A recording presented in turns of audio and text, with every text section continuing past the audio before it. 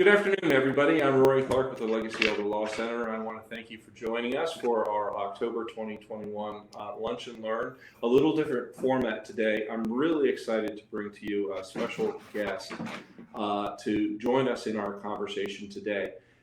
This, as you know, is our regular Lunch and Learn where we talk about hot topics or need-to-know information with our guests and friends and with our clients. And today I have with me Lindsey Vajpeyi, who is the Director of Education and Outreach for Insight Memory Care Centers here in Northern Virginia. And she has been kind enough to come out to our office here in Leesburg to join me for a conversation about them, their mission, and what she does, what they do, and how it might be a benefit to our clients and our friends, the people that we move and shake with. So I hope you find today's conversation educational and interesting. I know you will, because it's been really great to deal with Lindsay. Welcome. Thanks for coming. Thanks so much, Rory. So tell us what the mission is of Insight Memory Care Center. Well, Insight Memory Care Center has been around in Northern Virginia since 1984, so we are not new to this area.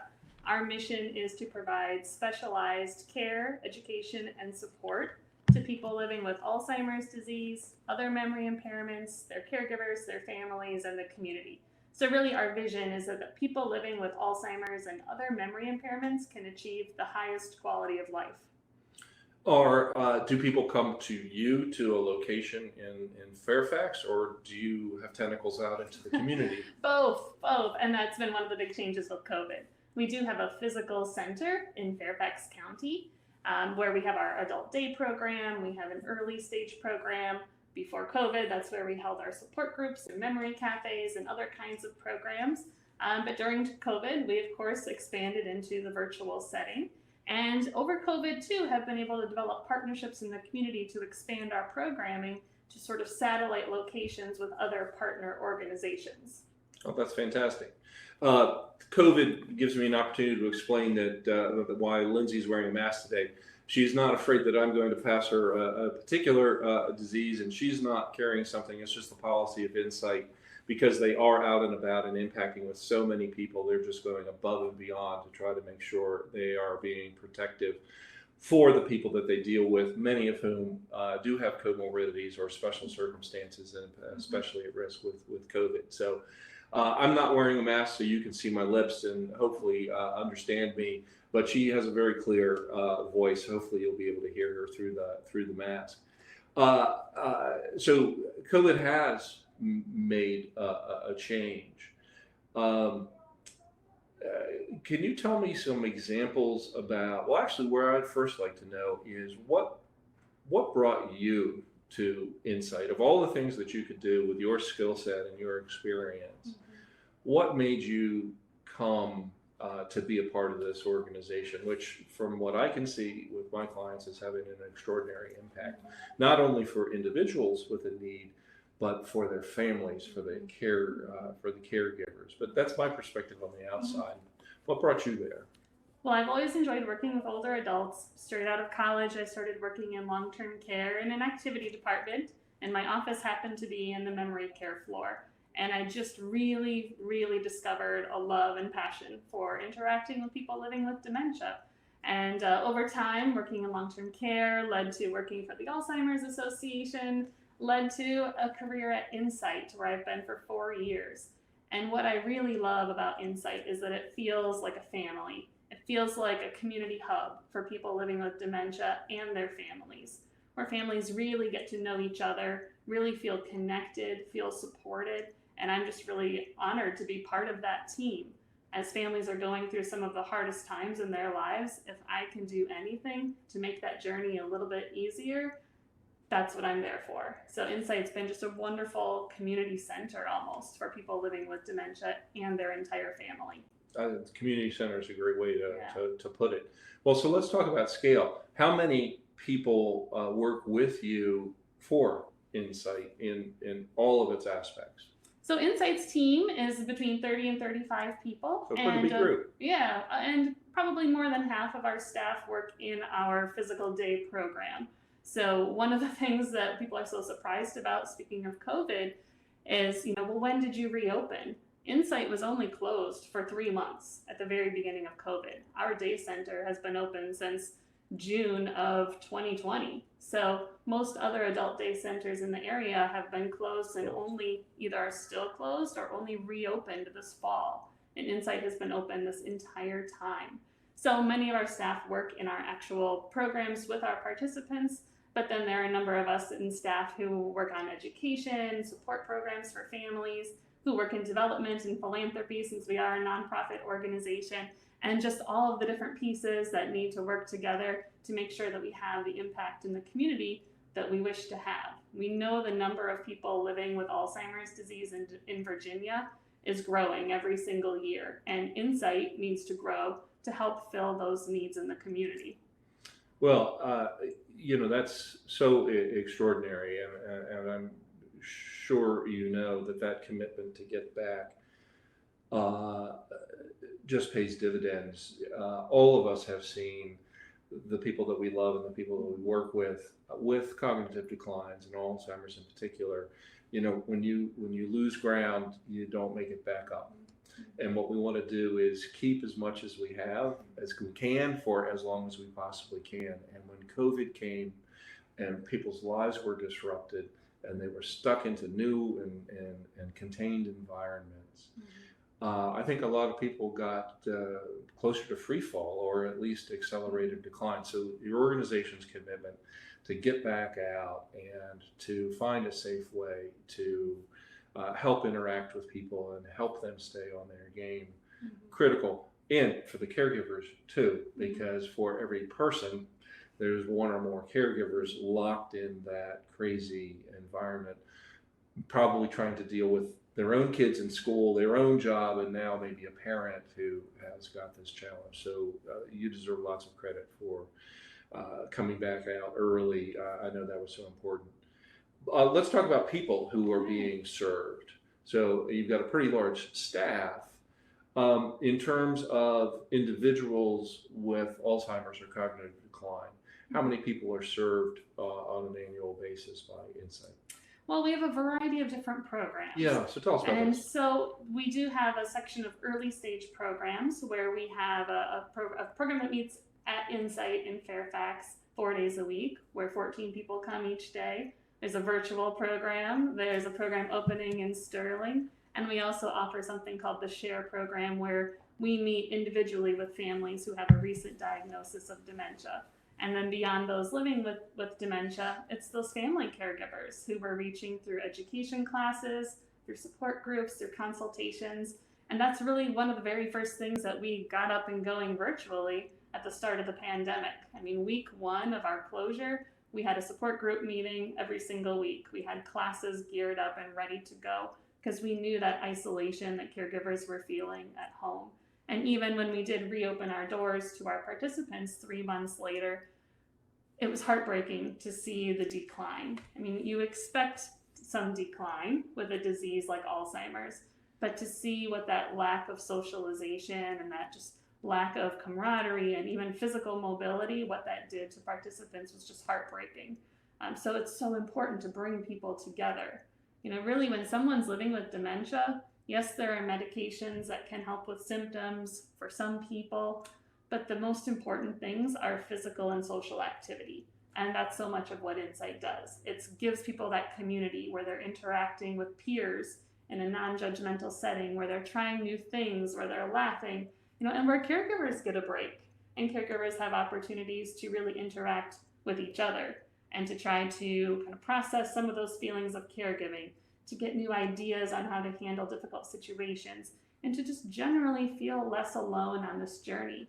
So now, moving so many of our caregiver support programs into a virtual space, we've been able to serve people who otherwise never would have been able to drive out to our center in Fairfax, right? They live up here in Leesburg. They work downtown in DC. They've got kids that they take care of at home. And now we're able to serve people in such a wider geographic area, which has been, it's been one of those silver linings of the pandemic. That's right. Of course, we hope that this never would have happened, but this did push our organization to serve people in new ways, and it has allowed us to serve so many more people than we would have previously. That we're not going to stop. Right, and we're not going to Now stop. we learn to do it in a new way, and we'll do that too. Mhm. Well, our office is the same way. Well, so let me try to take this to get a little bit of information about the kinds of things that you can provide. But I can't help but think about a family that I met with earlier this week. They came in to see us because they needed to do some planning ahead. Family had noticed that mom had become, was starting to have memory issues, more recent things, a little forgetful, still had great, the long-term memory and still had a big picture, but she started to feel, as she said in my meeting, I kind of feel like I'm losing my mind. Mhm. She could perceive that there were some changes, and family was seeing that as well. So they had gone to see the doctor, Dr. Twiner here, and got the diagnosis that she had most likely Alzheimer's, and that she was starting into the point where they were going to begin seeing some changes. Now, that's a very emotional thing for not only the person who has to confront that themselves, and this woman was clearly grasping it and understood it. And at a certain degree, it helped explain to her why she was having these unusual feelings. It's not a good answer, but at least you got an answer, right? But her husband, of course, felt, and I bet you could get this a lot, totally like a fish out of water. A whole lifetime of experience and professional life and love and marriage and raising children. And now it's like, I don't know, he didn't know anything. This to me is precisely the kind of a place that a place like Insight can come and help, because this is a person who is just thirsty for information about not only how can I make my loved one's life better now, how can I make my life stink less now, but what should I expect to happen over the next 2 or 3 years, and as I get the kids involved and so on. So what if I were that fella and you were one of the people at Insight, how might that conversation go? Well, first of all, might you say, well, I think you ought to talk to this particular kind of service provider, because you have a different range of people on staff, but that, that's enough. You get the question. Somebody calls up, somebody walks in the door and says, my world has been rocked. Yes. And I have no idea what to do tomorrow. Somebody told me you guys can help. Right. Have I come to the right place? And the answer would be yes, you did come to the right place. And I really encourage families, like through education classes, especially when it's a webinar and I may not be meeting and interacting with you individually, is just start somewhere. Right. Start somewhere, make a call, whether it's through Insight or it's through your local area agency on aging, or it's the Alzheimer's Association, or it's just a trusted person that you know. You just have to kind of open the door and be willing to ask some hard questions and receive information. So of course, things like education classes can be helpful as far as understanding a diagnosis, symptoms, communication tips. Support groups can be a great place to be with peers and to really feel less alone on what can feel like a really isolating journey. But it's also really helpful to have things to do together as a couple, because their relationship remains important to them, right? There's this love, this history together. And although they're each kind of shifting in different roles in that relationship, from being partners to feeling more like a care receiver and a caregiver, their relationship is still important. And that's part of the quality of life of the person living with dementia, but also just the life of that caregiver. And so seeking out programs in the community that help them find new ways to interact with each other and ways to meet other couples and other families who are going through some of the same things that they are. So things like the SHARE program, which the Loudoun Area Agency on Aging offers for free to the public, and Insight also offers. It's memory cafes, which are fun social opportunities. It's really having opportunities to meet other people and sort of recast that relationship. How do we ensure the highest quality of life? How do I build upon the strengths of my loved one? How do I make sure I get what I need as a caregiver so that I'm, I have energy, I have positivity, I have tools. And so really just starting to ask those questions. And each time when we help families through consultations, those consultations go in different directions because it depends what the need is at the moment. And I will say pretty much every time when a family calls with a singular question, once you start talking, it like opens the door to so many other questions and needs. So it's just kind of starting in one place, identifying the immediate needs, which oftentimes when there's a new diagnosis, I'm asking families, do you have your legal and financial documents in place? Have you reviewed them lately? If you are the well spouse, do you need to update your documents as well if you've indicated that your loved one with Alzheimer's would have been your power of attorney? So we're starting with those pieces. We're starting with getting connected to resources in the community, sometimes through Insight and sometimes through other community organizations. But it's kind of taking that one step at a time and letting families know that we are a resource that they can rely on now and through this entire journey, both as individuals, but also as a couple. That's really fantastic. And I think supporting people early, I'm thinking of a new set of clients. We have a woman recently diagnosed with Lewy body dementia, went to see the doctor because she started to have some hallucinations. A second marriage, they're actually pretty new together. And one of the things that we tried to help them focus on was that this was an opportunity to try to get some things squared away because they have time to make memories and enjoy life together. There's inevitably going to be toughness in the future, but let's not just fold up the tent and say it's all over. Let's be efficient about doing some things we need to do, and then let's get to enjoying life because it's not a death sentence immediate. It's not tomorrow. It's progress. Right.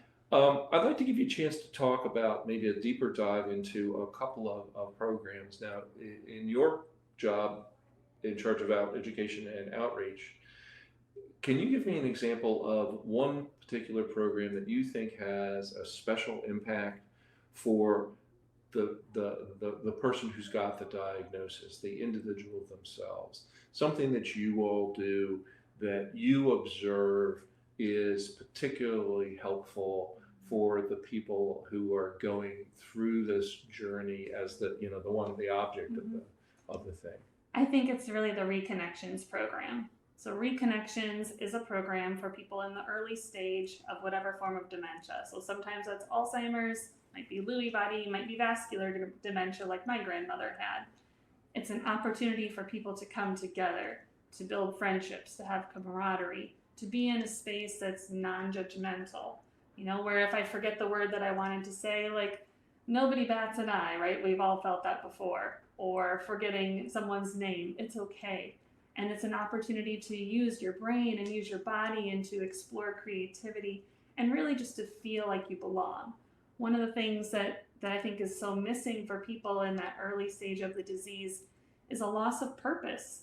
Someone might have had to retire from their work earlier than expected, like the family that I was just visiting with this morning, an attorney who had to retire earlier than he wanted to because of his diagnosis. And now it's like, what does he do with his day? What does he do with his brain and all the things that are working? And with his desire to be social and connect to other people. And Reconnections is that space, where people feel like they're coming and they're meeting friends, they're learning new things, they're having new experiences, they're reminiscing, they're pulling on skills that they have, and having that sense of purpose in every day. It's really one of the most important things for quality of life, right? Doctors are going to focus on the clinical aspect.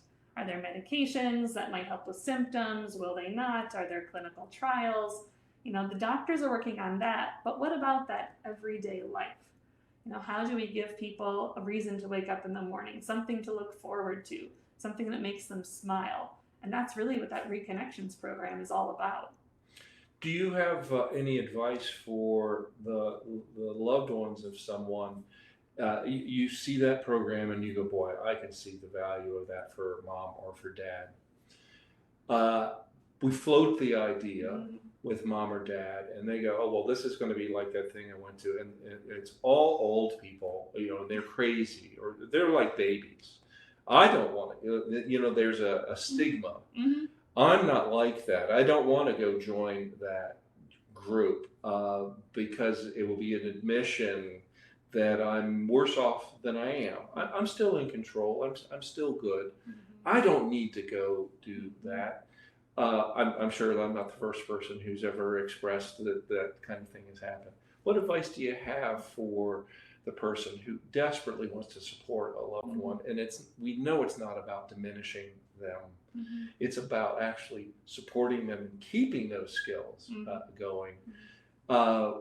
But some of us, I think, will just say, you know what, I want to be supportive, mom, you're right, I won't push you to do that. And so then mom stays at home Right. and sits on the couch and watches Oprah. Yeah.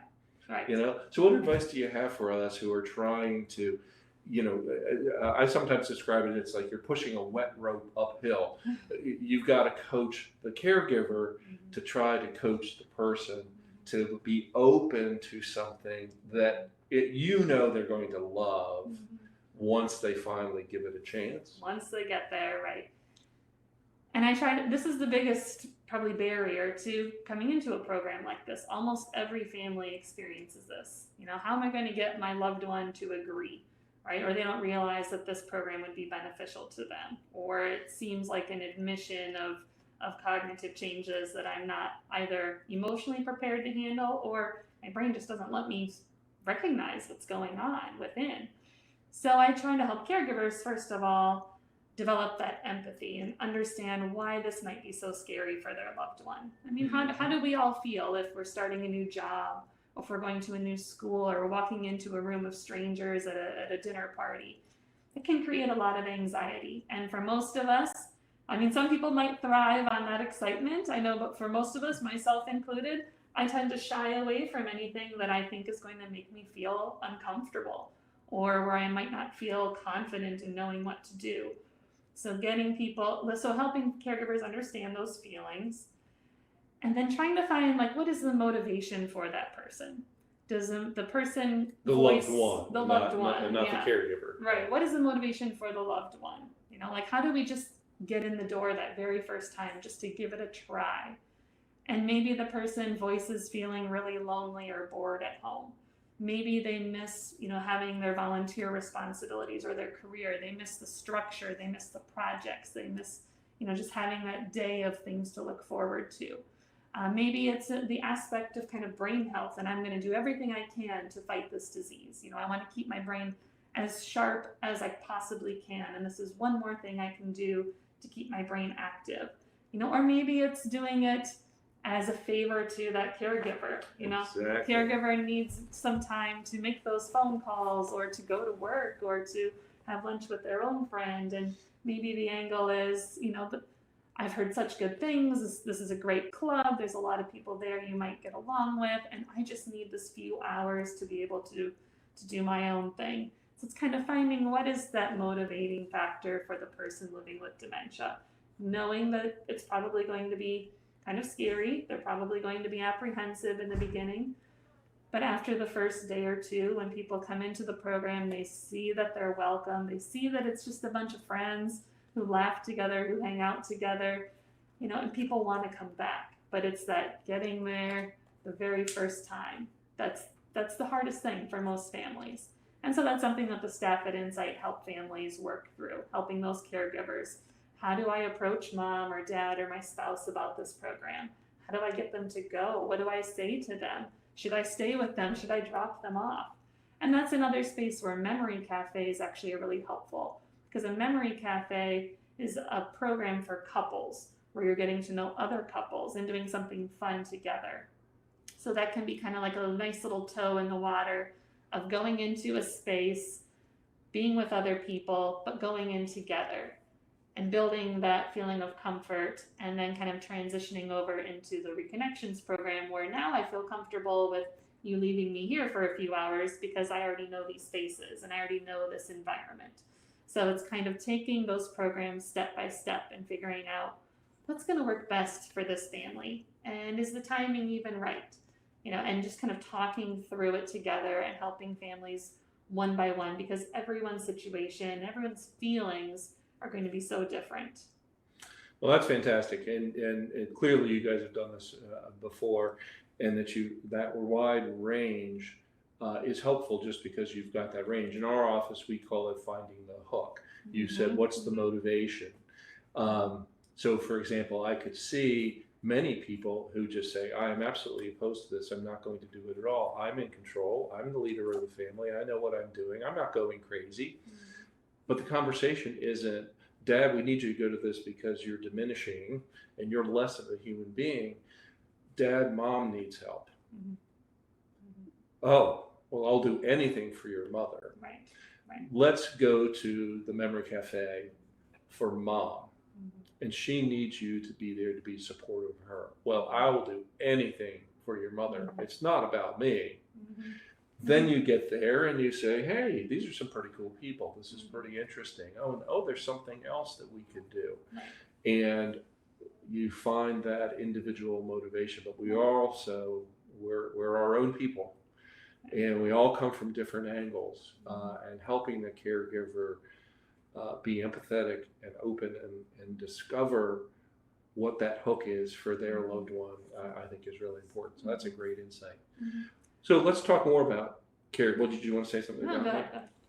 So let's talk about the caregivers. Talk about a program or something that you all do that you think has a particular impact for helping the loved one. It is, I don't think anybody who hasn't gone through it can imagine what it's like. I watched my father through his 11-year journey with Alzheimer's, and it was every month, every year was different. Sometimes he was very aware that things were happening, and then of course we got to a point where he didn't even know that he knew me. There wasn't much perception about loss. He was just sort of existing.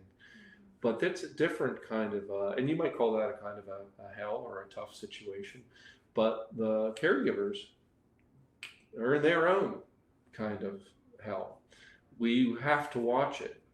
And we may, because of physical safety or support or whatever, the world can kind of close in around us too, as we feel like we can't leave because we need to make sure Dad's still in a safe environment or whatever. So can you think of something or tell us about one of the things that you all offer that you think is particularly impactful for the caregiver because they're critical to a successful experience for the loved one who has the need? Right.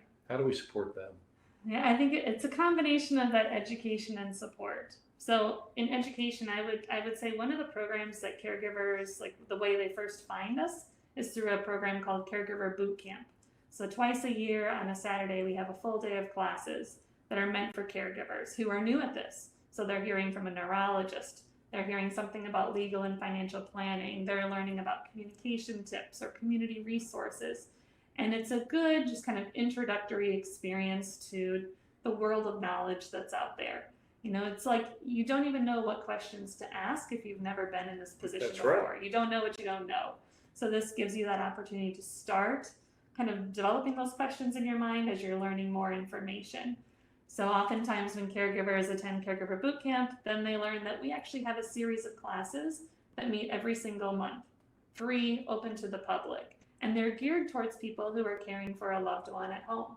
So the classes, the subject matter changes each month, but it might be about legal planning or financial planning, communication changes, behavior changes.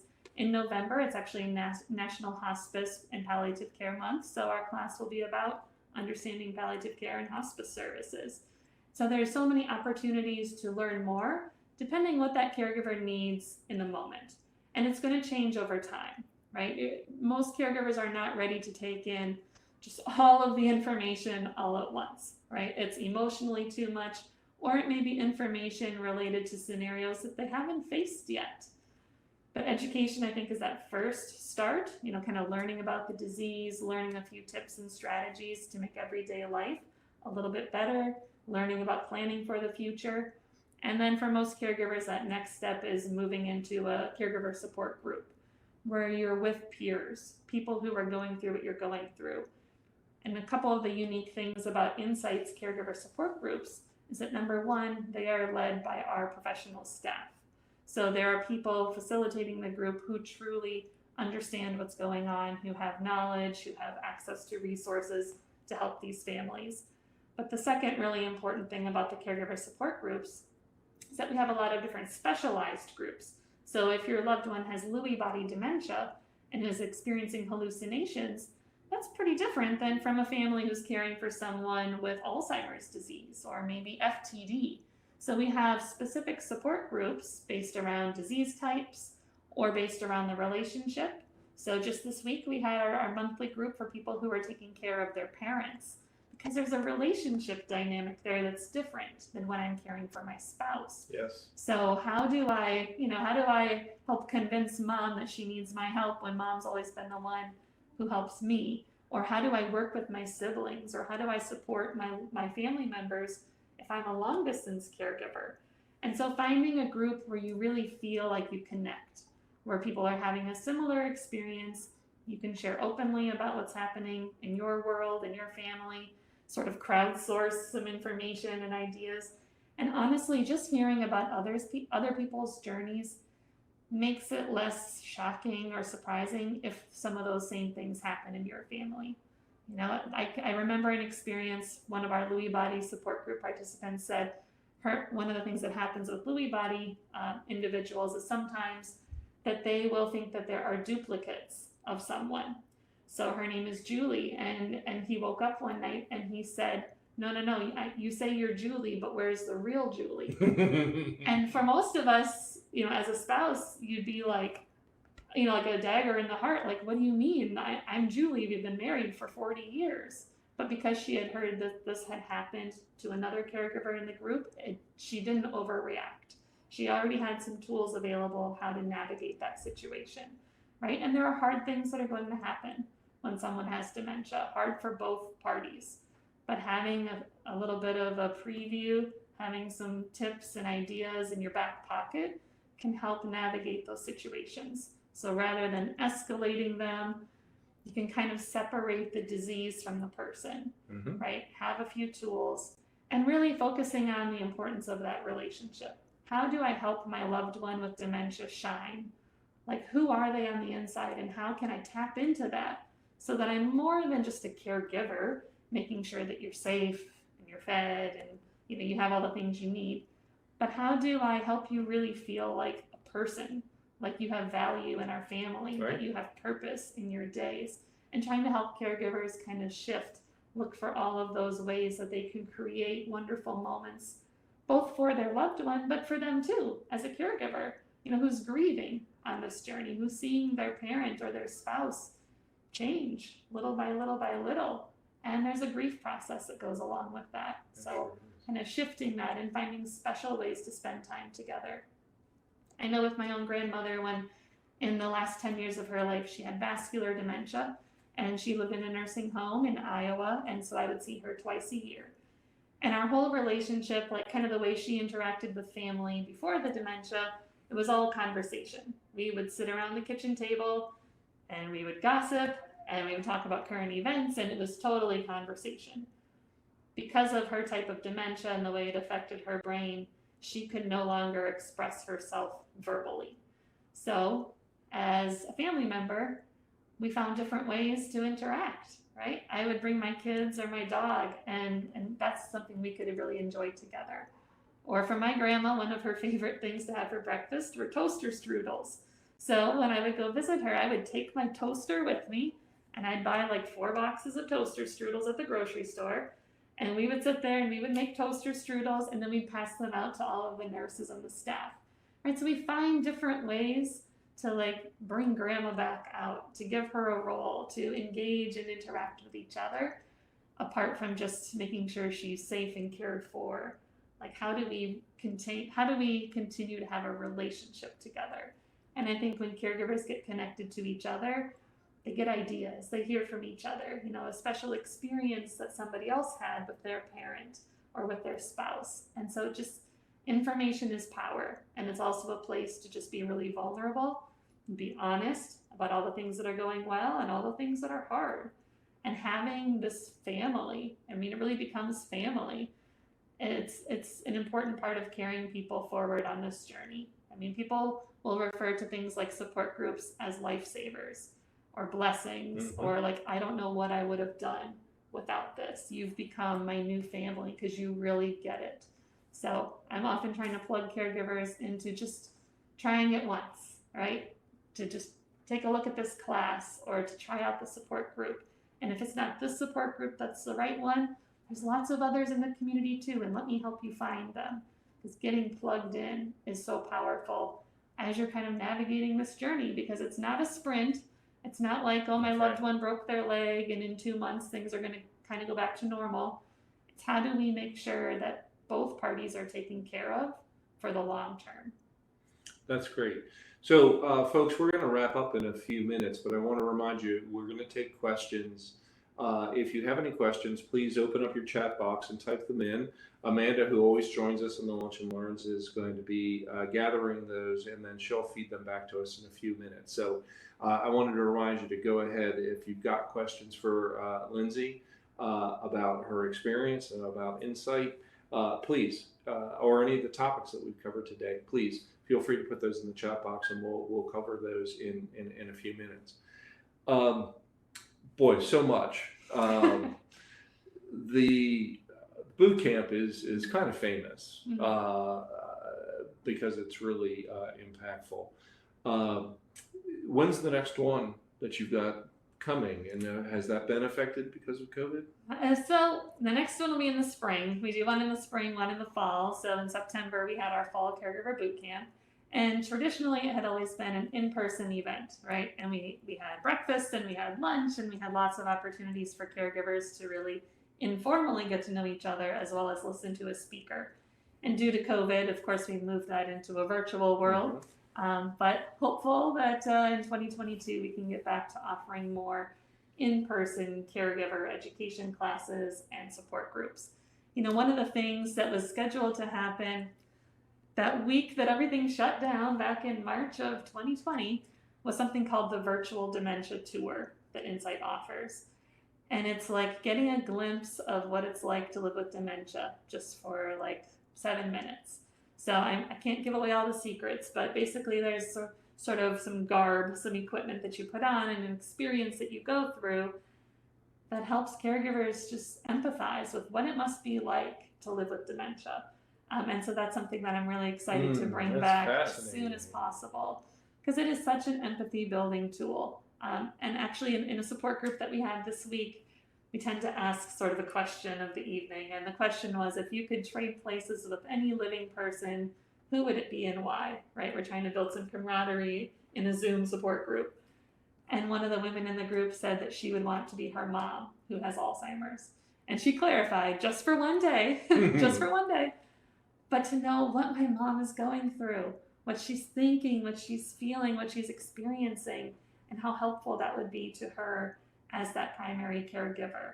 And so that's something that I'm really excited to bring back as a sort of COVID hopefully goes in the rearview mirror, that we can bring back that virtual dementia tour to help families just get a glimpse of what it might be like to live with dementia. And I think having that empathy, not that families don't have empathy, but there are moments of frustration and you lose your patience and you wonder if somebody's, doing this on purpose but it's not. It's a disease. And it's not like having a broken leg where you've got crutches or a cast. It's a disease in the brain. And so the more we can help families understand that disease and separate the disease from the person they love, helps families with that caregiving. Because caregiving is not just about sort of physical care of the person living with dementia, the medications, the doctor's appointments, the safety. It's making sure that the caregiver has the support and education and guidance that they need, because they're that main support to the person living with dementia. And we know for most people, their goal is to age in place, right? We have lots of wonderful assisted living communities around us and skilled nursing facilities. But to be honest, most people want to stay home. They want to stay where they're comfortable with their spouse, with their family.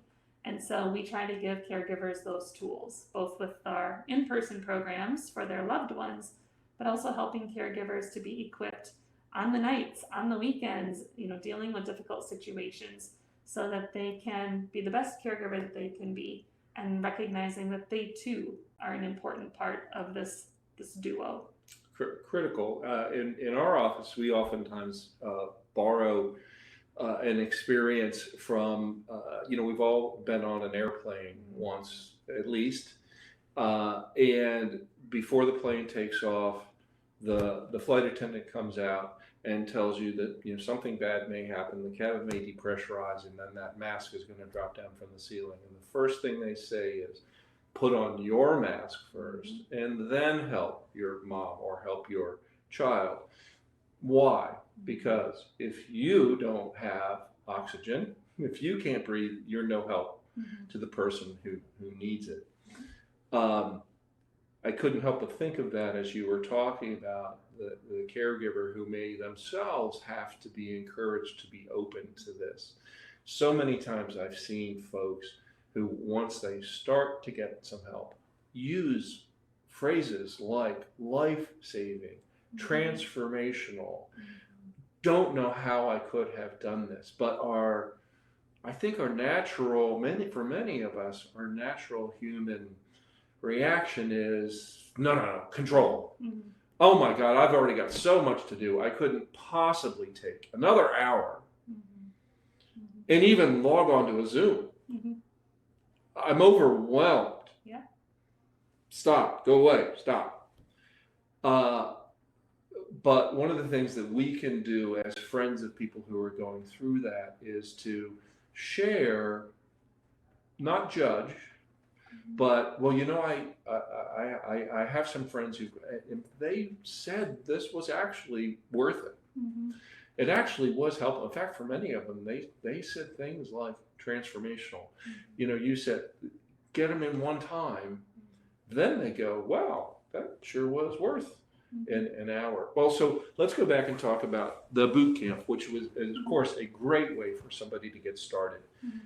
It's immersive, even if it's virtual, and people can often go from that to some of these other programs that are done monthly. But if we're talking to somebody now in October of 2021, there's no obligation for them to wait until the spring of 22 to become engaged, right? Right. They can contact you or Insight and find a way to get plugged in any number of different ways immediately. And this is some of the silver lining of the virtual world, is that the event, when it's virtual, isn't just a one and done. It's recorded and it lives on the internet for, all of eternity. So even if you missed Caregiver Bootcamp in September, it was recorded and it's available on our website, and you're able to go back and watch it at your convenience. The only drawback to not attending live is not being able to ask those questions, type them in, get that immediate response. But you still have access to that information even after that day. And if I can come back to what you were sharing about the importance of caregivers taking care of themselves, one of the things my colleague Marquita shares a lot in support groups as a facilitator is, if you're not going to do it for yourself, do it for your loved one, right? We see all these statistics about how often caregivers actually pass away first because they don't go to their own doctor's appointments, they don't fill their prescriptions, they don't exercise, they don't get the supports they need. And so if you won't do it for your loved one with dementia, if you won't do it for yourself, do it for your loved one with dementia. And with the airport and the oxygen mask scenario, my whole goal for families is to prevent that crisis. Because I think it's a really helpful analogy of, you got to take care of yourself before you have anything to take care of somebody else. But going through some of these education classes and support groups and calling in for a consultation and utilizing services in the community, I hope to prevent those crisis situations, right? Where the plane's about to go down and now the oxygen masks are dropping. How do we prevent that from even happening? So let's not wait until there's a crisis point and then try to put services in place. Let's be prepared, right? Just like, as you do with kind of legal planning, with dementia as well, there are lots of things that can be done to help you prepare and help you prevent any type of crisis situation. Knowledge is power, and it can be really helpful. I'm sure you all see, and we see this a lot too, that many folks will just say, well, I can do whatever, I can do it. I can be awake 24 hours a day for years. And I'm not going to, I'm going to exclude all these things from my life. There's no, I'm not going to go to church. I'll find somebody else to go to the grocery store. And we'll say, we're on the same wavelength here. You want to be supportive of the person you love. But if you become irritable, you hear the same story 6 times in 30 minutes. You become frustrated because you're tired. You haven't gotten any friendship, companionship, spiritual nurturing because you've gone to church. My professional advice to you is you need to step back and understand that you are a part of an organic experience here. This isn't all of us standing on the outside looking at your loved one. You are a part of that experience. And it is critical to the care of your loved one that you go to church. If that's what you did every Sunday for 50 years, you've got to find a way to get that back in so that you can be the best you, so that you can support your loved one. And it's not being selfish. It's actually one of the best strategies. That's the perception. Right. Well, I'm being selfish if I go see a movie with my girlfriends. I'm being selfish if I go to the grocery store. Oh man, the guilt is so prevalent for caregivers. Exactly. Right? But it's so important. Self-care is not selfish. It's one of the ways you take care of yourself so that you can care for the person that you love, right? And it's critical, and it's not waiting until there's an emergency. It's kind of putting these patterns into place, making sure that these priorities are in place the whole time, not just waiting until there's a crisis situation. And yeah, sometimes for caregivers, it feels like, oh, it's just one more thing to try to coordinate somebody else to step in and help. Or, well, no one can do it as good as I can do it. Oh, yeah, I heard that Nobody a lot. knows him better than me, but is it good enough, right? And there's a whole world of supports available, especially being here in this Northern Virginia area. There's so many wonderful community resources. So it's just kind of a matter of starting to ask those questions and putting them into your care team one by one, finding people that you feel comfortable with, talking with people you trust to find out who they trust, and putting that care team together, because it really can't just be one person, right? There's a primary caregiver, but there has to be kind of a whole team built around that person. That's absolutely right. Well, Lindsay, I want to thank you for coming out and taking the time to be with us today. Amanda is going to help us. We're going to take some information from Lindsay and post it out on a blog post with contact information, so that if you are intrigued by some of this and think that you'd like to get more information or plug into some of these programs, either for the person that you love or for yourself as a caregiver, we're going to make sure that you get that information. In particular, I think Reconnections, which is now out here in Sterling, is something that could be particularly useful to some of our people who are local. So those of you who are watching this, you can come back to our website later and you'll be able to get information about the great work that Insight is doing here in Northern Virginia. But I want to make sure that we have a few minutes to answer any questions if people have written in. So Amanda, Sure. why don't you join us? And do we have any questions that have come in? Yes, we do. And actually, I wanted to let everyone know that I posted a few handouts that Lindsay had given to me. So they've been, if you go next to polls, there's a tab that you can hit handouts, and you can download that right to your computer. But we do have a few questions. So Lindsay, our first question is, are any of these services covered by Medicare? Great question. And the short answer is no. So a lot of the services at Insight as a nonprofit organization are free and open to the public. So the classes that we're talking about, like Caregiver Boot Camp and the monthly classes, totally free. Support groups, totally free. Consultations, memory cafes, memory screenings, these are all free services. Now, some of the services that do have fees would be those kind of enrolled in-person ongoing programs like Reconnections or like our day program. And so the way that people pay for those programs are either privately with their long-term care insurance policy, or we do have the Kenneth G. Wood Financial Assistance Fund. So if there are families who really need these services but have financial limitations, they are more than welcome to apply to that fund.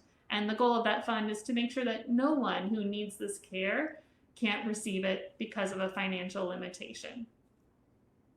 That's really great, and I'm glad we got that question. Before COVID, Insight was largely a little closer into the Beltway than where many of us are out here, but because of the change of the format and adopting, it is so much more accessible, and it's important that we make sure people know that you don't have to worry about the access because of money for the vast majority of what Insight offers. May not even need to leave home and be able to get support, and certainly not have to write a check for many of those services. Right. So that's great. Well, what else do we have, Amanda? All right. I'm not sure why my video is not showing right now. Can you hear me okay?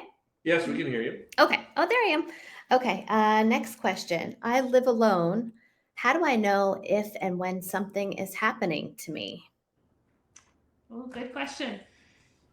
So there's kind of two things I want to say here. One is that you know yourself, and you know when something is changing to a degree that concerns you. Normal aging, we all walk into a room and think, what did I come in here for? And it might take a few seconds or even a couple of minutes, but eventually we remember, we complete that task, right? We might forget to pay a bill once in a while, but generally we're doing just fine with keeping track of our finances and our social obligations and all kinds of other things. But if you notice within yourself things that are causing some concern, like I am frequently forgetting to pay my bills, or I forget to turn off the stove. I turn it on to boil some water and I walk away and I come back to a burned up pan. You know when things are going on that could be concerning, and I want you to talk to your doctor about it. Now, kind of the other piece is sometimes when there are cognitive changes, the person may not recognize some of the changes that are going on within, and it's just really part of the way the brain is changing. It's not intentional, it's just that the brain doesn't let someone kind of self-recognize. So I would also listen with an open heart to comments from family members and friends who know you well. If there's someone who's expressing concern, about, hey mom, hey dad, or, hey to my best friend, it seems like you're more forgetful than you used to be. Are you sure everything's okay? Kind of taking those comments without, being defensive and just listening openly, and starting that conversation with your primary care doctor about your cognitive health. We think so much about physical health when we go see our doctor, right? Take our blood pressure and they weigh us and they look at our medications and all of that. But start talking about your cognitive health. And there are different types of screening tools that are used. If you are 65 or over and you're on Medicare, you do have access to an annual Medicare wellness visit. And part of that visit should include a cognitive evaluation. So it's a good thing to talk with your doctor about, because there are so many things that can cause memory loss or other cognitive changes that have nothing to do with Alzheimer's disease. It could be a side effect of a medication. It could be an infection. It could be a thyroid issue. It could be a lot of other things. So if you're noticing things that concern you, or you're hearing from others that they're concerned, please talk with your doctor about it. And it's always a good idea to bring someone who knows you well with you to that doctor's appointment to give that outsider perspective. That's a great perspective. We don't go to see the dentist when the tooth falls out.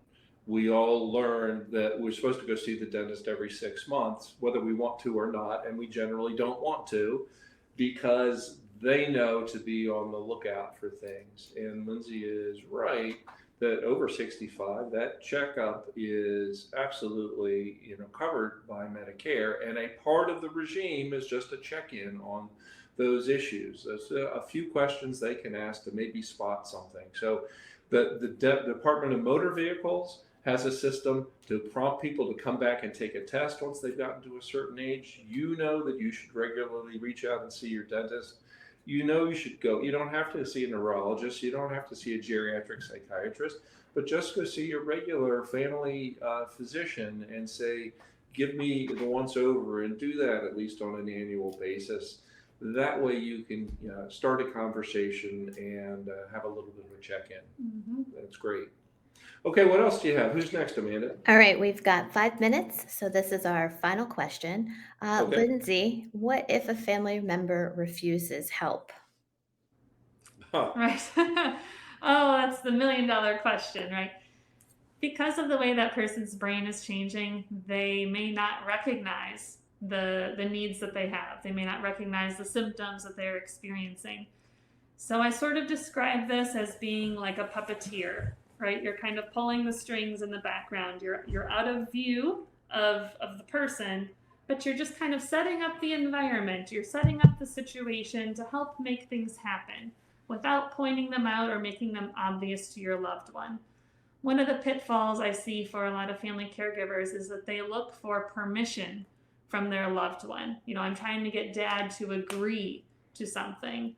Well, now when there's a cognitive impairment, dad may not be able to take in all of the data and make a sound decision about it. So instead, we kind of shift the way that we address that situation.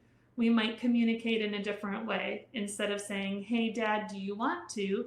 You might say, hey, dad, I signed us up for this really fun class that we can take together, right? Or to just kind of bring some care into the home, and instead of positioning it as, well, dad, you really need somebody around because I'm concerned for your safety, it's, hey, I need some help around the house, so I hired this person to come in a couple times a week to help both of us out, right? And so you're kind of being creative in the way you're presenting information, in the expectations that you have from your loved one to buy into that information. And again, you kind of become like a puppeteer. You're sort of pulling strings and making things happen behind the scenes. I say this to folks a lot. You think about it. If you've got someone who feels threatened, maybe they're used to being in control, they're telling you the same story for the fourth time in 15 minutes. My experience is the best response to that is not, Dad, you just told me that story 3 minutes ago. Where's that going to go? Nowhere good. Nowhere good. Maybe the answer there is to just endure the story or deflect. The point here is direct is not always the best way. You're here, you want to get here, maybe we got to go around the block. And so let's think about outcomes. Let's think about success. Let's think about where we want to go. And you'll often realize there's a number of ways to get there. And actually confronting dad about growing up and being a man and doing the right thing is probably not exactly the way to do it, because it's actually going to go 180 degrees exactly in the wrong direction. Find that hook. Mm-hmm. Explore and find that hook. And I think especially for men, the one that Lindsay just said, Dad, this isn't help for you. This is help for me. Mm-hmm. Oh, well, that's fine. Mm-hmm. Of course you need help. Right. I've helped you your whole life. I'm sure you need help from other people. I'm all behind that kind of thing. So just try to enter the room from a different angle. One of the messages I really try to convey to family caregivers is to reinforce the concept of we're a team. Don't make it me against Absolutely. You, right? I'm trying to convince you of something and you disagree and we get into an argument, or I'm in control and you're not. Trying to come at things as a team, right? To have that collaboration and cooperation and love and respect for each other. So Rory's totally right. That might mean you take the long way around. You might take a different avenue than you would have 5 years ago in a conversation. But anything you can do to reinforce that we are in this journey together is going to be helpful for you in the long run. Well, that's fantastic. This has been, as far as I'm concerned, a wonderful conversation. Lindsay, thank you for coming out to Leesburg to join us today. I hope you have a little bit of fun getting out of your own self-contained environment with being masked in your own office, in your own house, I guess. But thank you so much for sharing. This was a lot of really great and valuable information. I hope you guys who watched today found some useful information. I encourage you to reach out, download those handouts that Amanda circulated during the presentation today, and look for more information on our blog. But the clock tells us that it's 1 o'clock, so it's time for us to log off. Thank you for joining us, and we will see you on the third Wednesday of November next week for our next Lunch and Learn. So thank you for joining us. Appreciate it very much. Amanda, can you log us off remotely from there, or do I need to go up to my computer and log us off here? Sir. Okay, so I'm going to stand up. Goodbye, everybody. Thank you. Bye-bye. Should have thought about that beforehand. You don't usually see the person on the program. You have to get up and go turn the camera off. Gives everybody a little view of the what happens in the background. How does the magic happen?